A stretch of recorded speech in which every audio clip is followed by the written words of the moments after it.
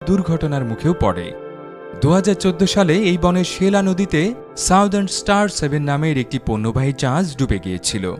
দুর্ঘটনার সময় জাহাজটিতে 3.5 লাখ লিটারের বেশি ফার্নেস অয়েল ছিল। দুর্ঘটনার পর সেই জ্বালানি তেল প্রায় 350 বর্গ কিলোমিটার এলাকা জুড়ে ছড়িয়ে পড়ায় সুন্দরবনের জীববৈচিত্র্যের বিপুল ক্ষতি হয়েছে বলে ধারণা করা হয়। তবে আশার ব্যাপার হল, রয়্যাল বেঙ্গল বাঘ এবং তার কারণে সুন্দরবন সংরক্ষণের প্রতি স্থানীয় মানুষের আগ্রহ রয়েছে। বাংলাদেশ এবং ভারত দুটো দেশই এই বাঘকে তাদের জাতীয় প্রাণীর মর্যাদা দিয়েছে। তাই আশা করা যায় জাতীয় প্রাণী ও তার বাসস্থান বাঁচাতে দুটো দেশই তাদের সামর্থ্য অনুযায়ী সর্বোচ্চ চেষ্টা করবে। আর তাদের সম্মিলিত চেষ্টার ফলে অনন্য এই বনাঞ্চলটি রক্ষা পাবে, এমনটাই আশা বিশ্ববাসীর।